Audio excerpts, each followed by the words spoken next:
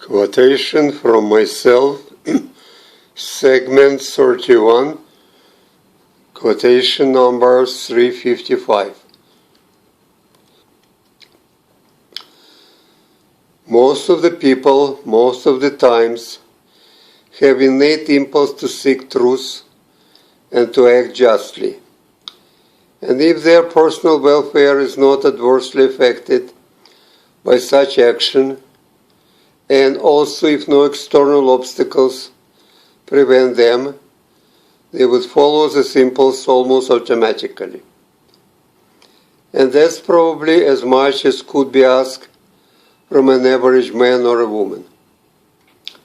Therefore, the injustice, which nevertheless are so often committed by the ordinary people, are not caused by some inherent in them evil, but the result of the misinformation. For they think they act justly while doing otherwise because of the false knowledge their actions are based on. A just act, which is based on false information, turns ultimately into its opposite, the unjust one. And the best way to prevent ordinary people from acting unjustly is to provide them with the truth, and then trust they would do the right thing upon receiving and accepting it. 356. The good ones, like for example Mother Teresa, working with the poor in Calcutta, or Jean Vanier, taking care of the handicapped in France, can only have people who are absolutely helpless, those who want to expect very little and are ready to surrender their desires and free will in exchange. But the able ones, no matter how much is given to them, would never do that, unless forced to. And their ultimate salvation, therefore, lies in their own hands. They should not expect, and they shall not receive help from anybody. 357. Suppose an individual or a group of individuals, like family, tribe, nations, etc., is lacking certain characteristics, which by common view are considered to be of some value and in general are desirable. What could be done about it? The easiest way out would be to do nothing.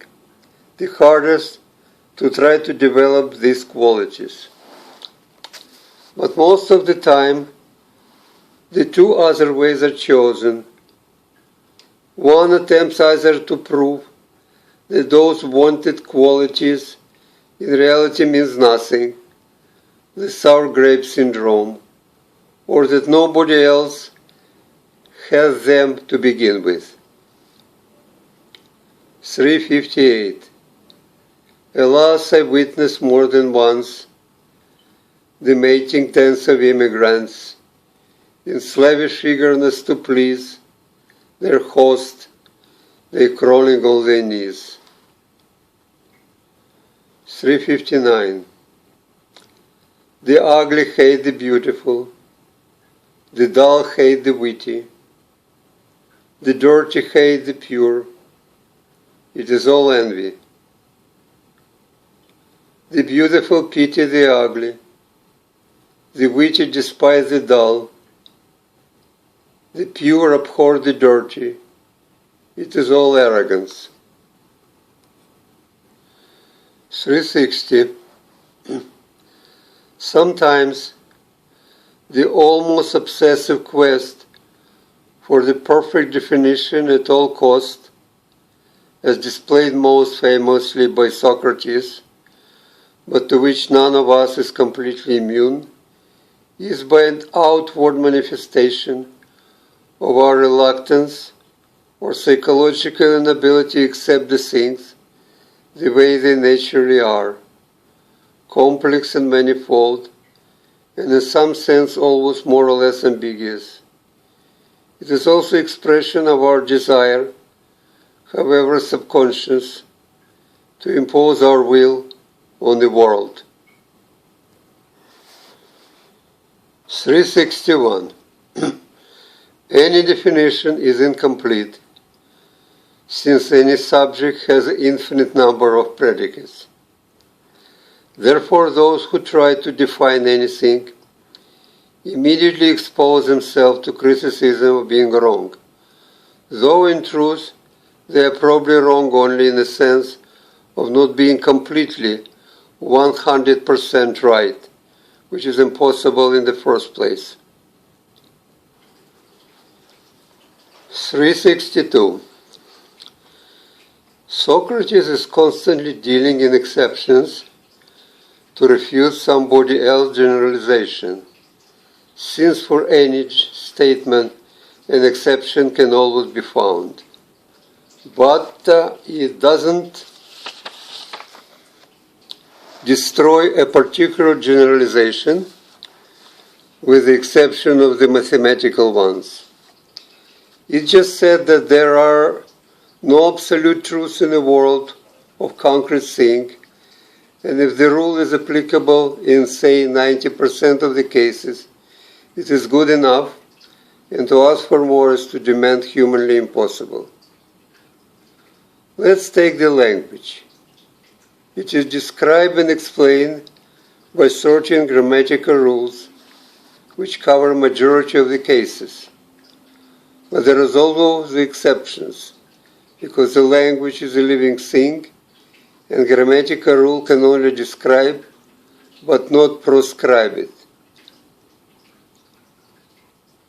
And the so-called laws of nature, as discovered by man, we would deny their validity because they are not absolutely perfect.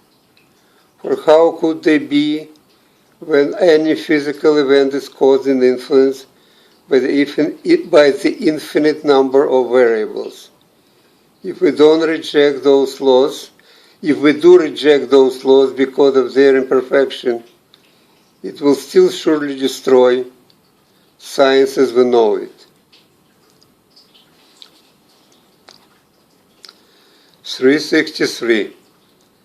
The basic flaw in Socratic Platonic logic is the arguing almost exclusively from analogy, which is the least reliable method of demonstration.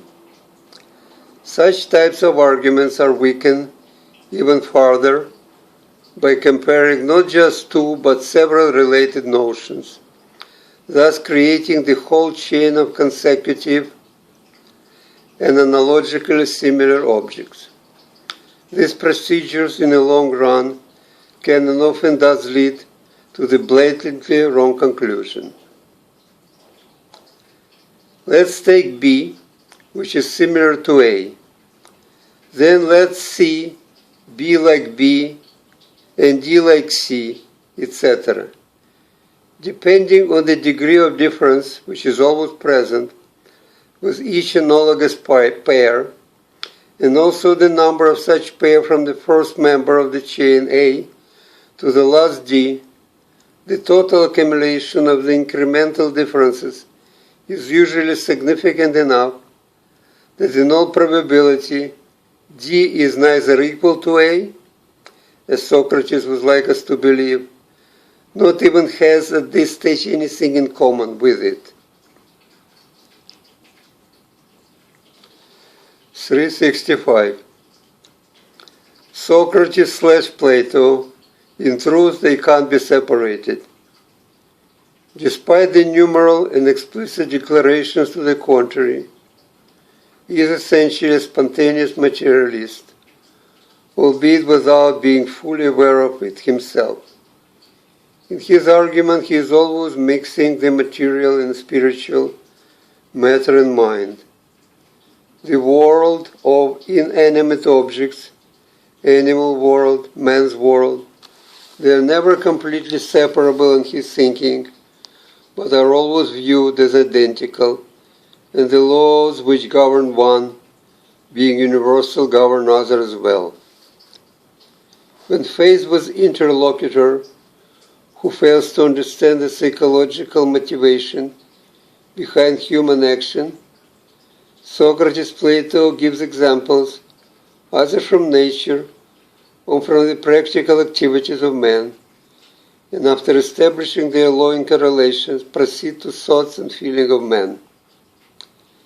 And by doing that, he not only doesn't separate material world from the world of ideas, but also, by always using the former, who explain and elucidate the latter, he unconsciously reaffirms again and again the primacy of the first of the second, the matter over mind.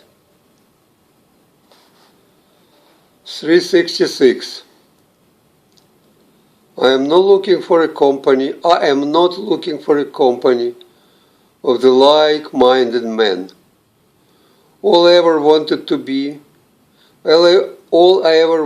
is to be with people who wouldn't mind if I speak my mind.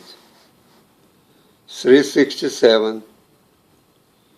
In Plato's Republic, the soul is regarded as consisting of three parts: the reason, which seeks knowledge, the passionate or spiritual element, which desires honor, and the appetitive part, which craves the satisfaction of a body's function. But I will put this holy trinity, reason, honor, and body, in somewhat different relationship. I would say the body uses reasons to make its appetite look honorable.